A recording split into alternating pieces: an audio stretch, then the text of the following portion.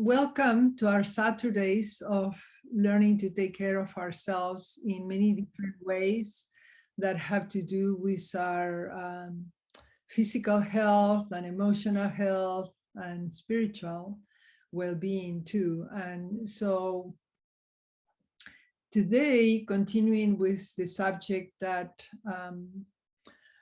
I have been immersed a lot this week because of the beginning of the class on meditation, volunteering, and positive neuroplasticity, I thought I would talk with you about positive neuroplasticity and what it is, and also of the good news and bad news related to neuroplasticity. Yeah, the good news and the bad news about neuroplasticity. Well, the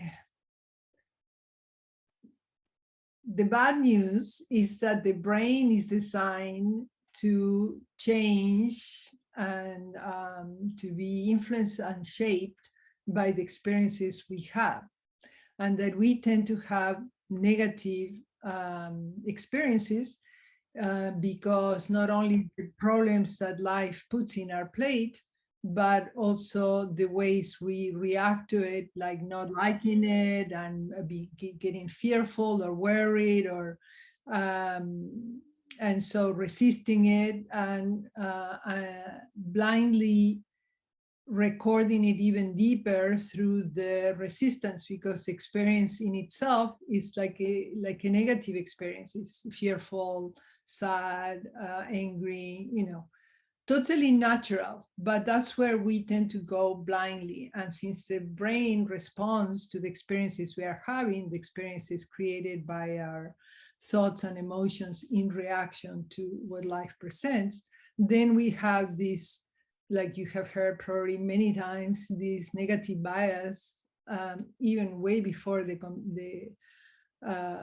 pandemic was 5-1. Now I don't even know how much, because we have been just so overwhelmed with challenges, and that has generated more anxiety and more going back to shaping our brain and our nervous system in this 24/7 mood of worrying and getting upset about the challenges. Again, totally naturally, and it happens blindly. So those were the bad news about neuroplasticity, that in many cases, it would be negative neuroplasticity. It would be your brain would be changed and shaped by those blind reactions, which tend to go towards the negative. Now, the good news is that the brain is totally designed to change and be shaped by experiences, which is the same news that I gave you before, but now seen from the possibility of, wow, we have a protagonic role here. We can really take initiative, take responsibility, practice going towards the positive instead of going towards the negative. Now, the thing is, again, that's really very helpful. And the discoveries, recent discoveries from neuroscience, the last 20 years, and every time more, they are confirming that our brain is totally plastic in the sense of malleable. And so it responds a lot to the experiences that we foster. And if we foster positive experiences, then there is huge potential for transformation and for healing and self-healing and improving relationships and enjoying more life and everything. So those are great news, that we can consciously cultivate positive neuroplasticity. And with it come the question, yeah, but how long? How often? Well, for the rest of your life and every day of your life. What? Well, if you have been, since we were born, and if you just look back to today, this week, etc., where has your mind gone more often, you will realize and confirm that, yeah, I have been worrying about this and about that, and I have been feeling this physical pain, and then that has made me even, more a little bit depressed or whatever. So you just look, you go, okay, yeah, it's true that when I have a lovely experience, it tends to just fly by, right? um, Rick Hanson says we are like Teflon for good experiences and like Velcro for negative ones. We just get stuck in what worries us, in what's hurting us, in what causes fear or anxiety, and it just has a life of its own. So the negative thought brings the negative emotion that gives fuel to more thinking in that direction, and then more emotions get upset, and they just keep feeding into each other until we get totally overwhelmed often. The good news is that you can interrupt that negative cycle. So several times during the day, just pause and to take a little inventory. How am I feeling right now? What's going on? Maybe you're in the middle of a discussion, or you just found out something in the news or whatever, and you're starting to feel, everything is getting worse, and there's no solution to this. It's just too big, and it's just like, okay. So if you realize that at any point during the day when you stop, well, let's say stop at any time, and then if you realize you're having a negative cycle of thoughts and emotions, we are going to learn now how to interrupt it.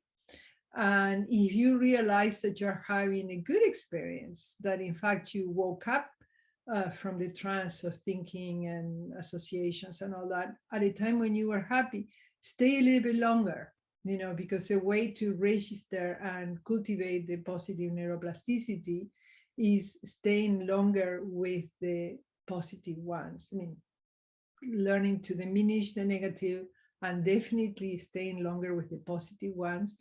And if nothing is happening in itself that's positive and that you catch yourself and you can stay a little bit longer there, because the longer you stay, the more it gets imprinted in your nervous system and in all of the rest of the functioning of your body.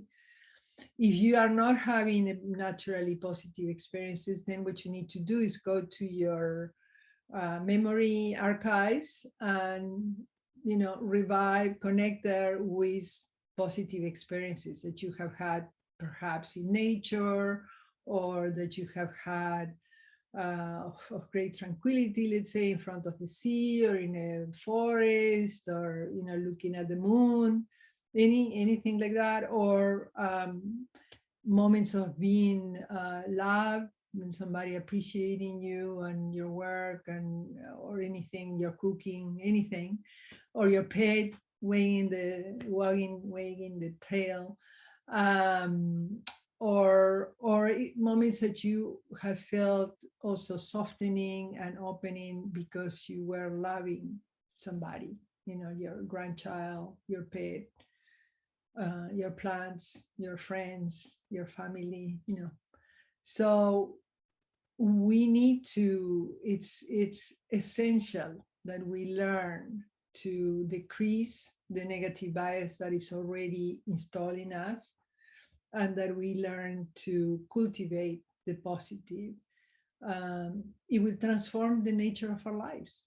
I mean, it will really help us so much with our physical health, emotional health, relationships, work, even creativity, because there are studies also in neuroscience that show that when we are fearful or sad, or just kind of overwhelmed, then we don't have access to our prefrontal cortex, which is the part of our brain that has to do with decisions and behaviors.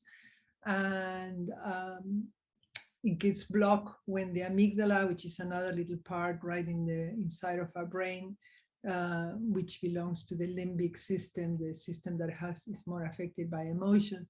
When it gets,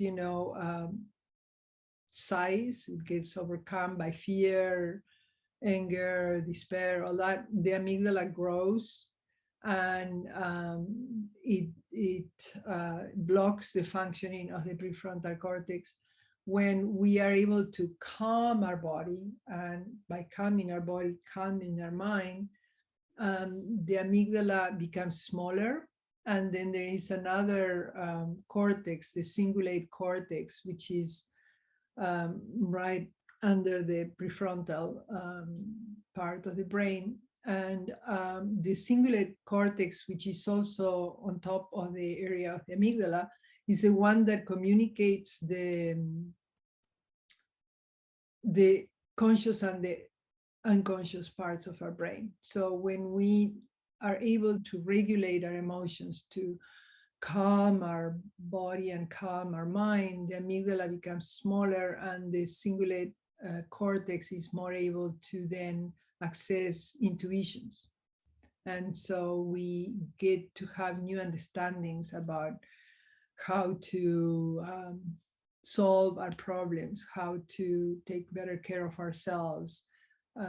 So it's all, I mean, it's all very hopeful, and it's all fascinating. And I'm inviting you here to keep learning about your body, not only your brain, but also the effect that the rest of the body has on the brain. And this is even more recent, last 7 years. There has been more and more research on the influence of the heart on the brain, and also of the microbiome of your guts on your brain. And so, of course, the importance that it has to be able to regulate our emotions, because they affect our heart and the electromagnetic impulses that it sends to the brain, and they affect our gut, our digestion, and the connection between the gut and the brain, which is also being studied a lot. A lot of serotonin, which is the hormone for happiness, is being produced at our guts. So it's very important that the impulses that the gut send to the brain then make the brain secrete more serotonin also. But a lot of the serotonin itself is being produced in our guts. So it means you have to learn, you have tons of opportunities to learn about your different systems and about the relations between the two of them. And I invite you to do that. There is plenty of information in the internet. And here in our time together, what we are going to be doing is reflecting on some of these influences, and also especially learning some simple practices that you can include in your daily life for that. And I studied in India and for a whole year in the 70s, and I learned there classical yoga, and then I studied with teachers from China, and I learned a lot about Qigong, medical Taoist Qigong, and I find that the two of them are telling us about taking care of our body, mind, spirit as a continuum. And all their teachings are being totally confirmed by neuroscience. And so it's almost like a whole new world for ourselves to know that we have so much protagonism in our own well-being.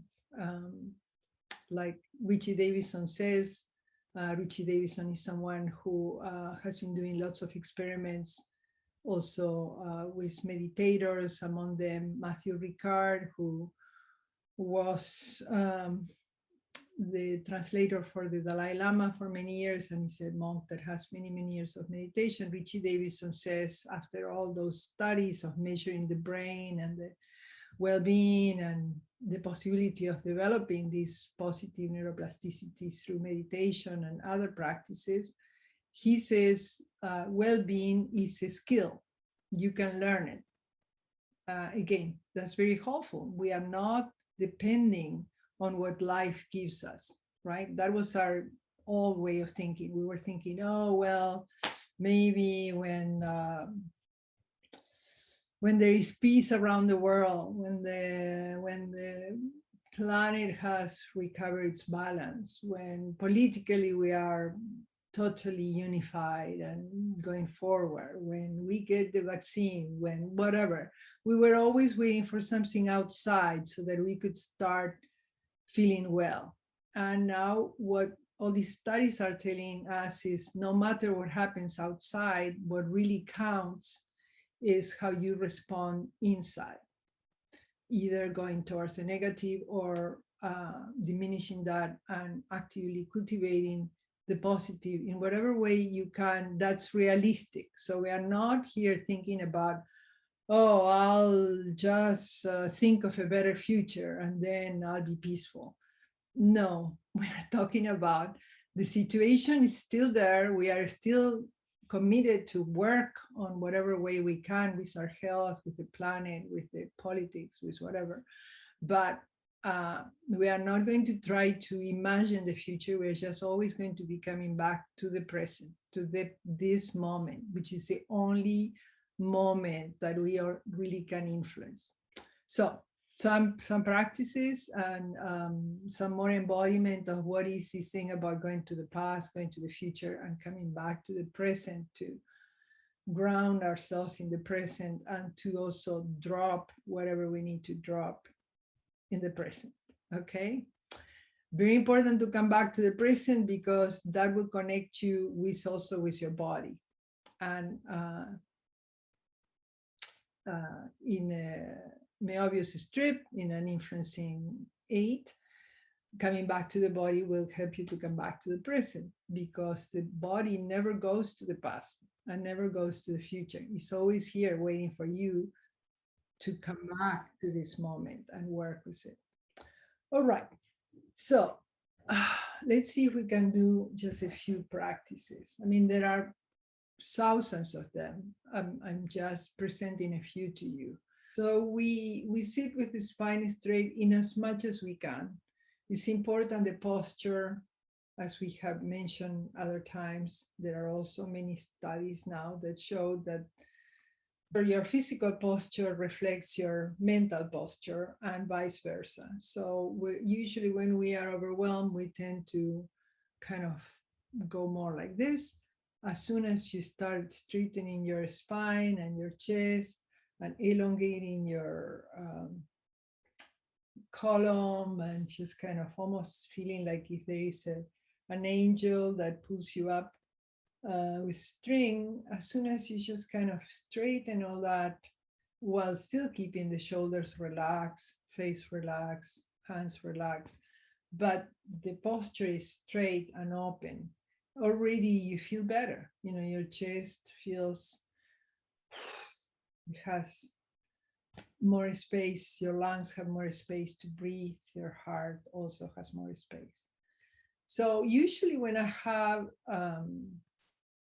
something that is challenging or upsetting me, or I'm sad or whatever, because it happens, you know, life always brings changes and sometimes not what we like. If I'm trying to reset my mind, I tend to use my healing hands, which we all have, you know, this center of our palms that are there, and I rub them a little bit to stimulate the flow of chi there a little bit. And then I put my palms right here at my chest. We have mentioned before, there is a point at the breastbone, 4-finger breath from the end of the breastbone, more or less at the height of the nipples, like around there. It's called Sea of Tranquility point. So if we bring our healing palms to also this point, which is very powerful, we are already having some kind of anchoring there to release what we want to release.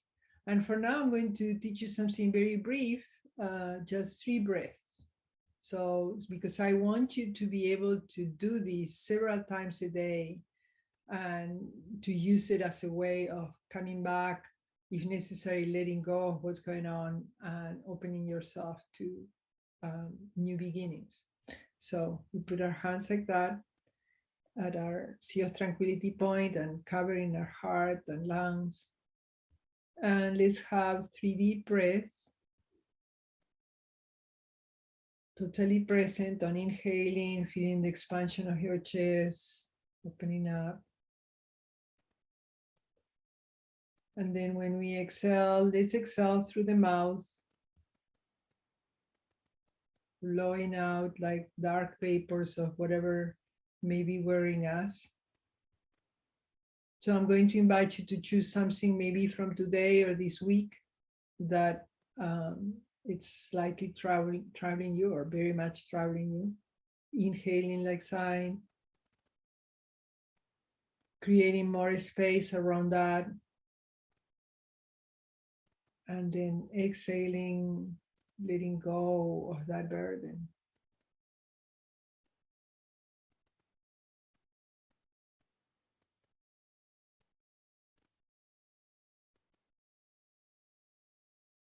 I'm silent for a moment so that you can go in your own inner depth.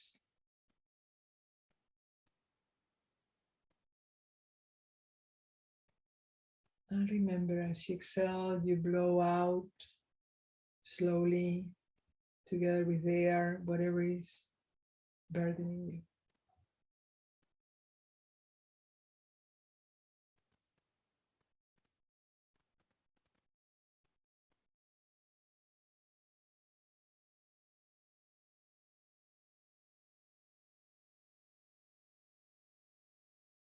So this is just 3 breaths, like I have mentioned before, but we can do it for longer. So the advantage of doing it longer is that the longer you practice something, the more it gets ingrained. For now, since I only said 3 minutes, I'm going to stop first at the 3 minutes and now invite you to do it for, let's say, 7 more breaths while I'm silent in general, except once in a while reminding you, okay? So sitting straight, body straight and relaxed, inhaling, remembering something that's troubling you and that you want to shed layers and layers. It probably doesn't disappear immediately, but what you are doing is you are creating more space around it and you are softening yourself to let go of that sadness or whatever is happening right now. Inhaling like sign, exhaling, letting go.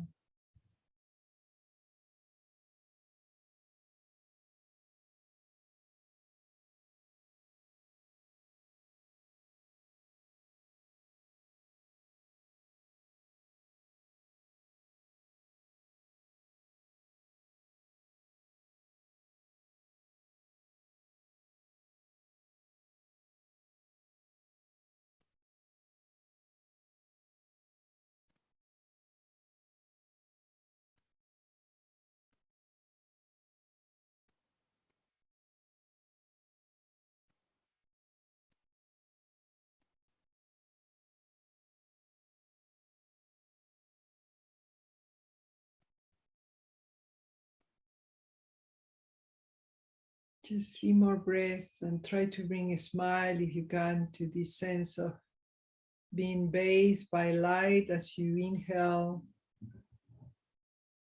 and letting go of the dark vapors, of the physical pain, whatever it is that you're trying to let go.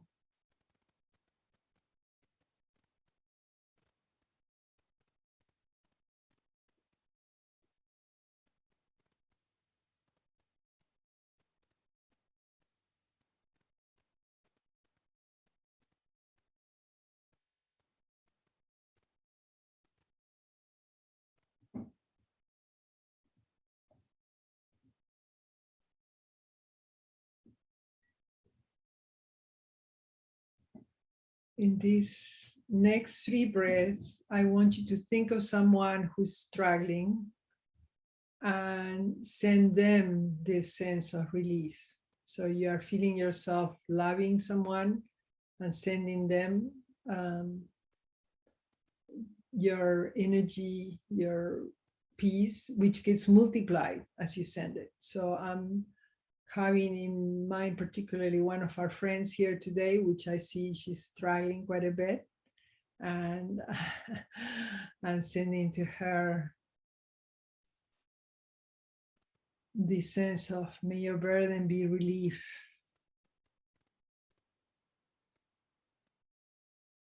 May you feel better.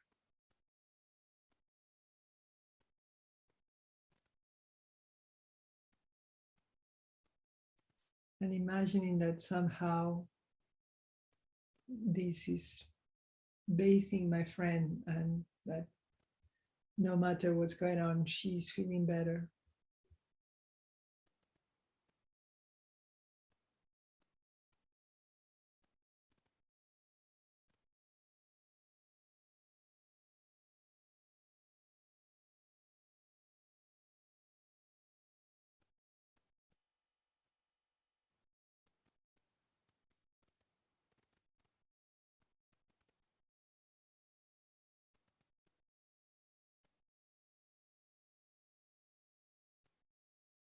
Okay.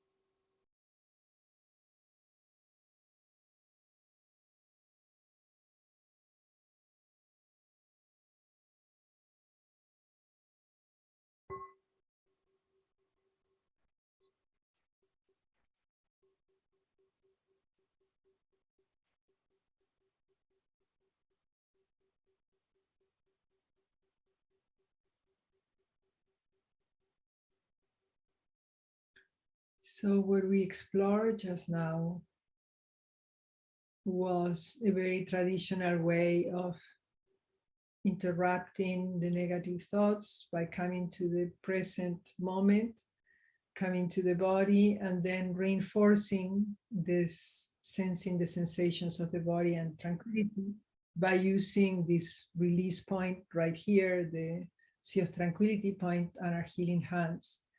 And then another way of coming into a space of greater softness and openness is when we send this healing to somebody else and visualize a person receiving it. So these are just two very little forms of practicing positive neuroplasticity. I also want to share with you other forms that are also available. Sometimes we are trying to come out of something, but it's the mind doesn't really want to go there for whatever reason. Maybe we have too much physical pain, or we are still to trouble about something. So it's always good to have these physical practices that help you to get into the cultivating of positive neuroplasticity. And some of them come from Qigong. Qigong is this Chinese system of integrating body, mind, and spirit. And besides the slow movements, we are going to be practicing some of those mindful movements in a moment. It also has self-massage, it has release points, it has points that you can tap for dispersing stagnant energy within your body. So let's do a little bit of massage and see how that feels today. So we will start by massaging our spleen, which is on our left side. We have the spleen and stomach here. And we have the liver and gallbladder here. Something fascinating about the Chinese system, we can in the meantime be massaging the spleen and the stomach, which for you would be on the other side. and the liver and the gallbladder.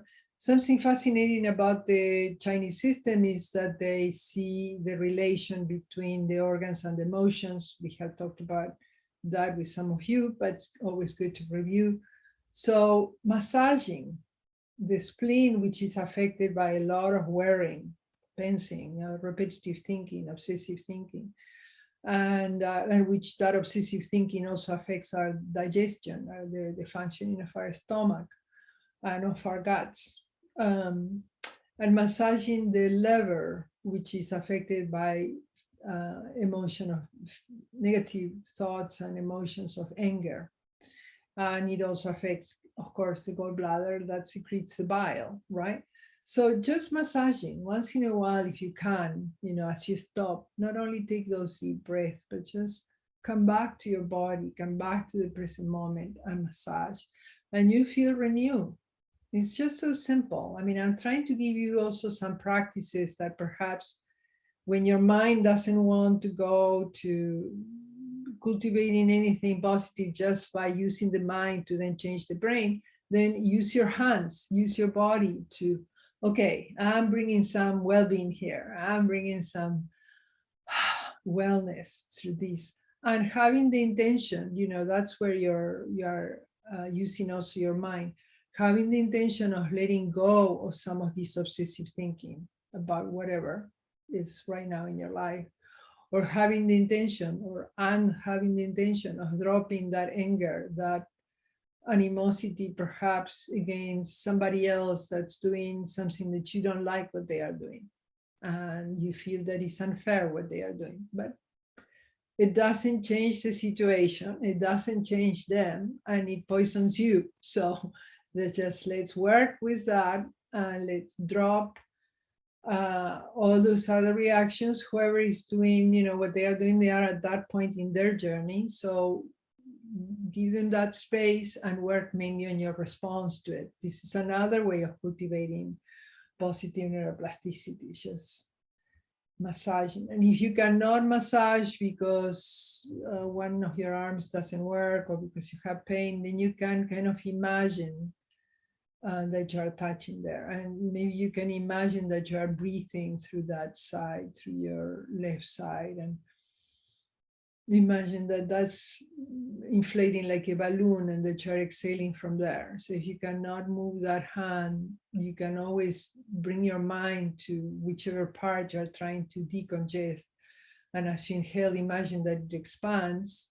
And then as you exhale, imagine that it decongests and it lets go of that worry or anger or whatever it is, or the physical pain. It also works for physical pain. So, okay, massaging. Another obvious place to massage, of course, is our chest. We often carry tensions and congested energy on our chest, and changing hands, going in the other direction. And sighing. How about loud sighs? Ah, yeah. Ah, yeah. Ah, yeah. You can also yawn. Yawning is very good for your for your vagus nerve. And the vagus nerve is this long nerve that runs all along the spine and feeds onto all these organs. So yeah, smiling, yawning are two sure ways of cultivating positive neuroplasticity. Whenever you remember, smile or yawn, that's great. Okay.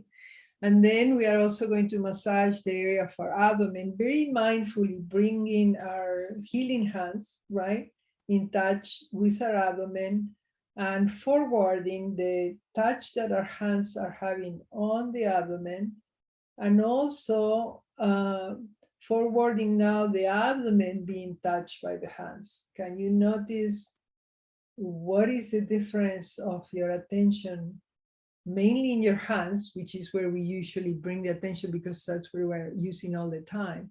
So I'm saying be totally present on the massage and notice the pressure that your hands may be doing there, your hands actually doing the massage. And now notice the abdomen opening up and Massage, yes. Oh. Right. So you can practice this tonight too as you go to sleep. Maybe you are nude in your bed and you can use your hands with your own skin and notice the foreground and the background of the one that's doing the action and the one that's receiving the action. And that's also very nice to do. I think I have shared with some of you my morning routine, the one that has all these different massages, right?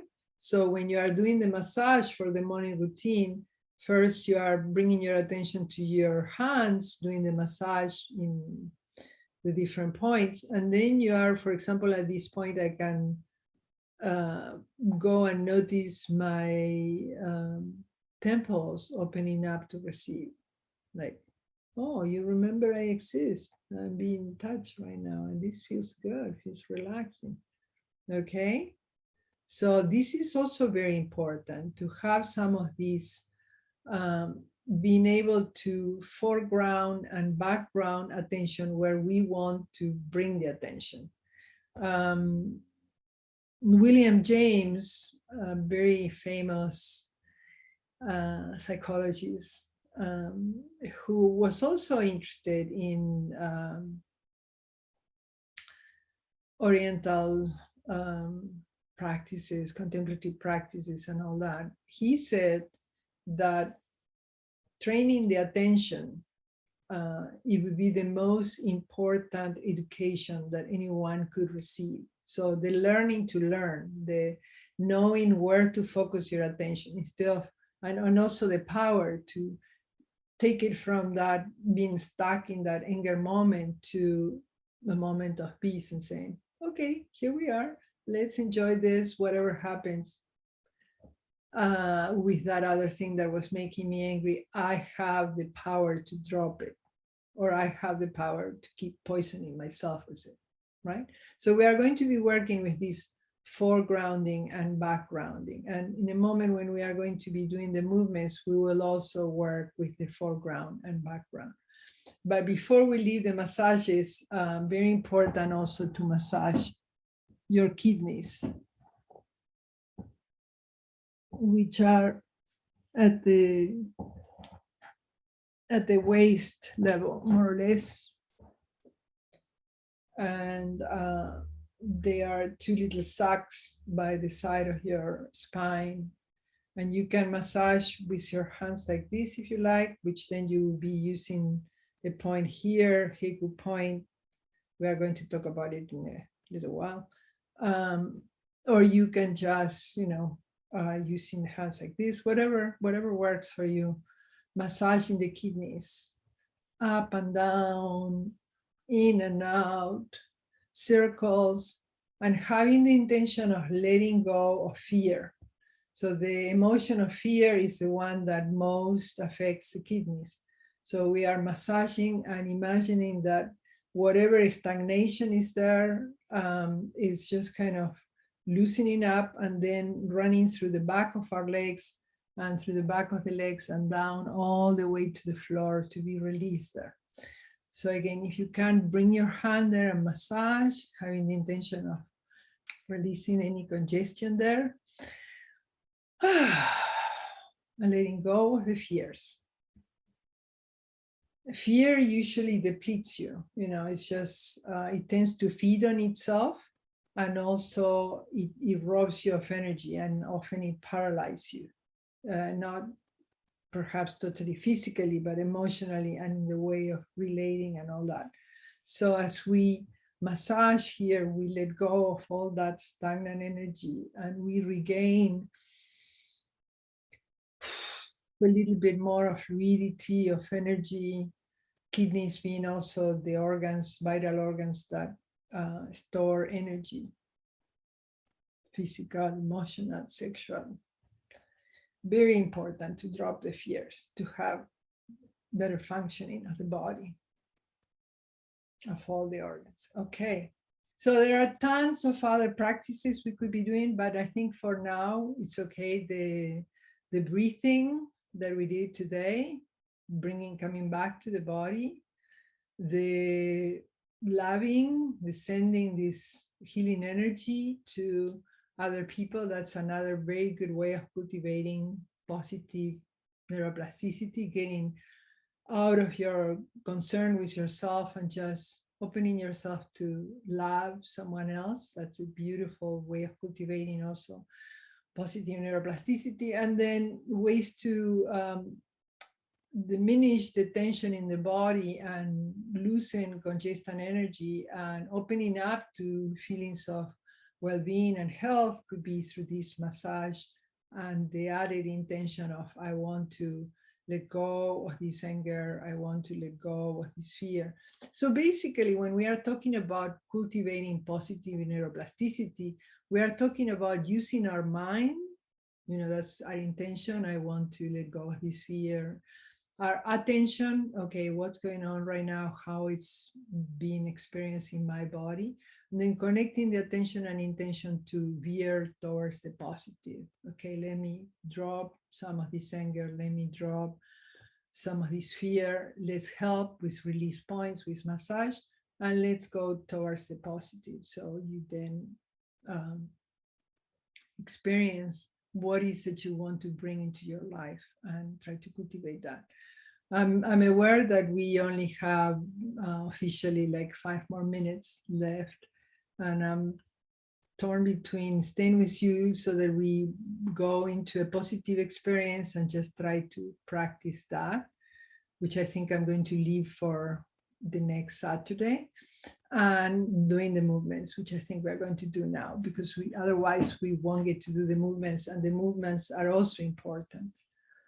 I was talking today with a friend who works for St. Hospice, and she was telling me about a camp they are having for children who have lost a parent and or a dear one, and grandmother, to people that have gone through the same experience, St. Hospice experience. And so they are bringing these children, and they are doing this holding of a negative emotion and a positive emotion, the grief and the loosening up and accepting what's happening, and then trying to find some hope. We are going to do more of that next week. And then they do movement. So they go between using the mind to change the brain to actually using also the body to complete this process. So the movement that we're going to be doing today is one that I like a lot. I mean, I like all of them, but it's called White Crane Unfolds His Wing. And I like also that's very representative to what we have been talking today about cultivating positive neuroplasticity. Some of you know it, for some of you it's new, but it's always good to practice it, because it's one of the practices that I do every day. I mean, I love it, and maybe you would too, I don't know.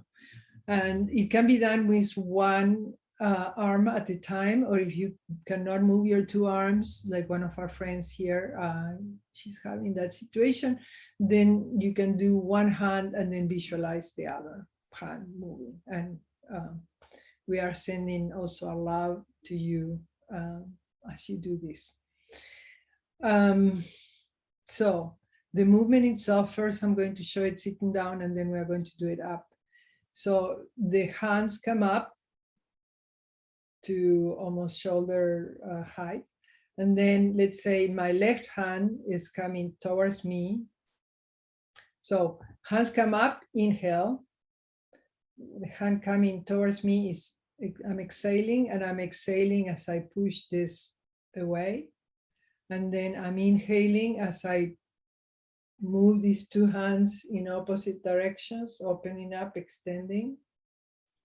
One hand presses towards the earth, and the other one presses towards the heavens, opening up. I feel all this chest open up, and then extending the arm and slowly unfolding that wing and letting it come down all the way down and to the side of the body.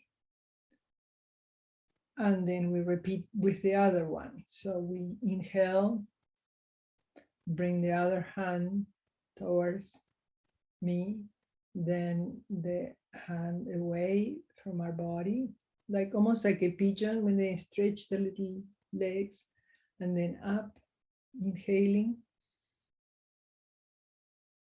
as much as you can without forcing, and then exhaling, unfolding that wing, opening to new possibilities.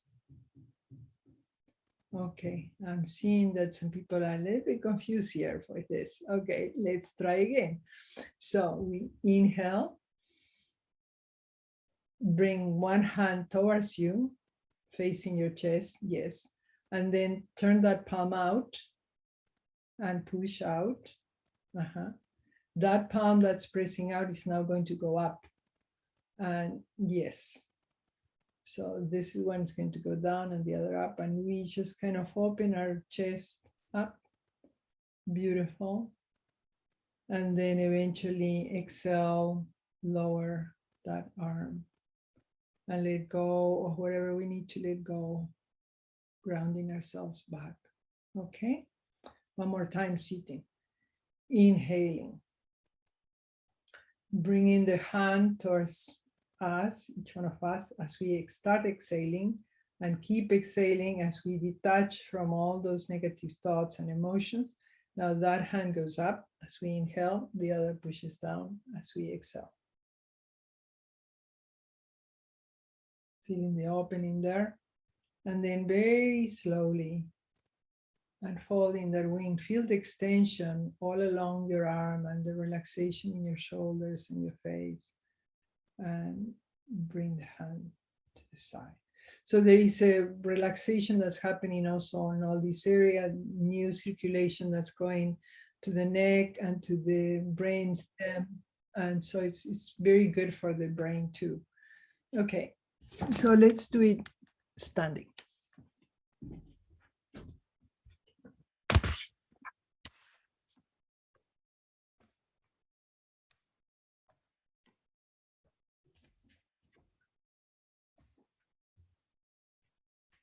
Okay, so as we stand with the feet shoulder width apart, body straight and relaxed.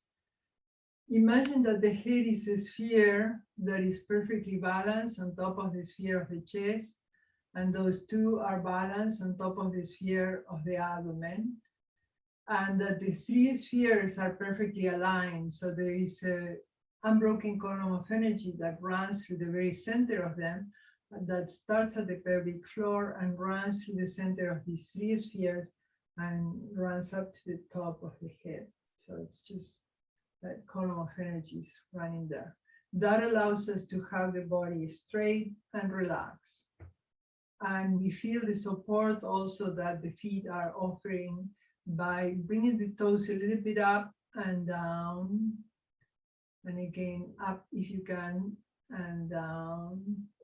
And kind of gently allowing your body go a little bit forward and backward and one side and the other, so that you find your perfect relaxed balanced position there. And now we are going to do the movement, and I want to invite you to, well, first let's get familiarized with the movement, and then let's see if we can add one more level of grounding and relaxation to it. So the movement is inhaling, bringing the hands and arms up, then bringing the left hand towards your chest, turning the palm out, pushing that away, bringing that palm up, the other one just pressing down, pressing towards the heavens and the earth, receiving that support from the earth and that light from the heavens. And then exhaling, lowering the arm, feeling all this relaxation that comes along the arm as it comes down here. And then let's do the other one, just to know we know the movement. Bringing the problem towards us, we observe it, and pushing the hand away, we distance ourselves from the identification with the problem. We open ourselves to new inspiration as we inhale and stretch, and then we unfold our wing for new beginnings. relaxing. Okay. And now I'm going to offer you, invite you to see if you can have the awareness of the movement as you move the hands. And but behind that, that you have an awareness of the stillness within the movement. So we inhale, exhale, and keep exhaling. Inhale, opening up, exhale. There is a movement and there is an observer, an awareness, the presence within the movement.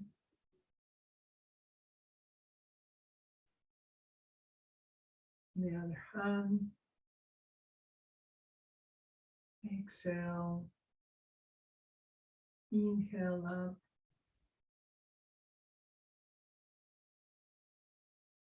exhale. Notice the stillness within the movement.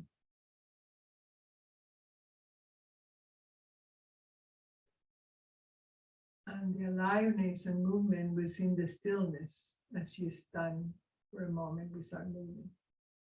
Let's do it one more time with each hand.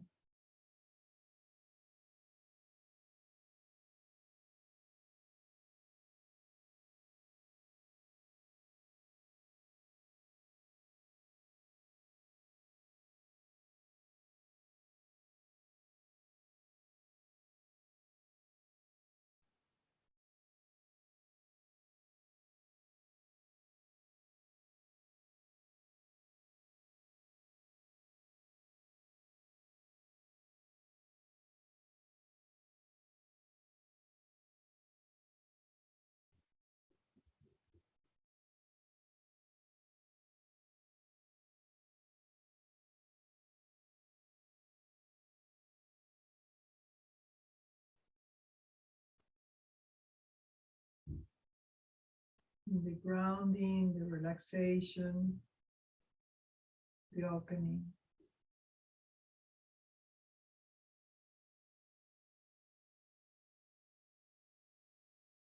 And then we're going to bring our hands to the sides and up, being bathed by this light, like a moonlight that bathes us inside and out and cleanses everything that needs to be let go. We let go as this light comes bathing us inside and out, bathing each of the cells of our body,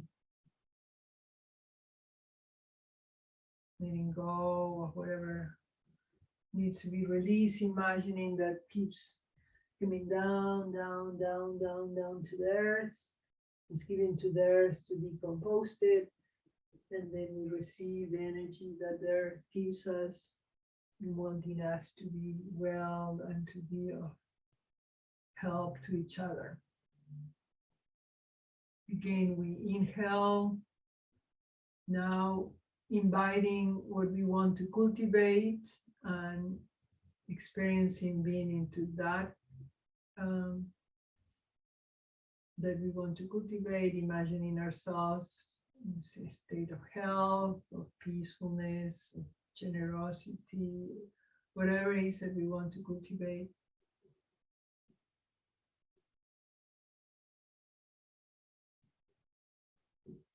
Receiving it and having it in our body. And one last time to consolidate it, to seal it, so that it stays with us, this positive energy, this positive neuroplasticity moment. Receiving what we want to consciously cultivate in our life.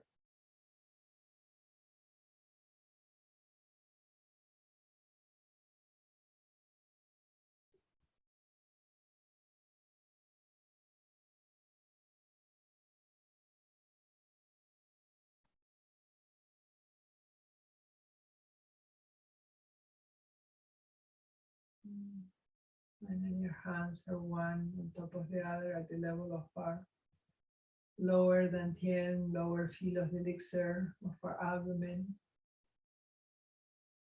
our center of balance.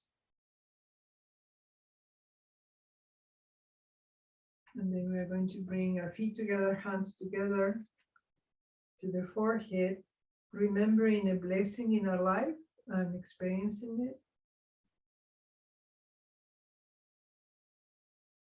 The love of our child or anything that makes you smile. And smiling,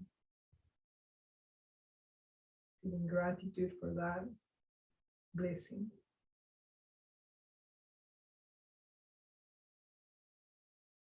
And then bringing that sense of inner peace and calmness to our heart, smiling also in our heart, and sending that to someone who right now is struggling, a friend of us.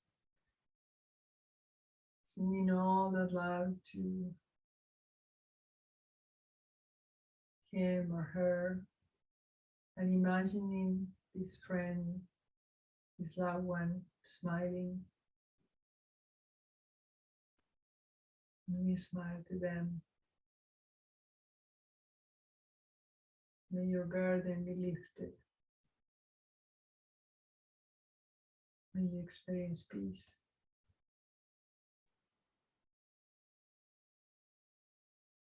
May you experience healing.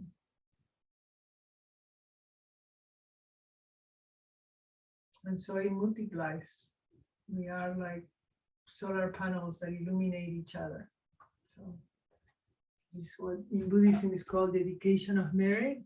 What we practice, then we share it and we multiply it. And thank you so much. And let's send some loving and healing energy to Andre. Hey, Andre.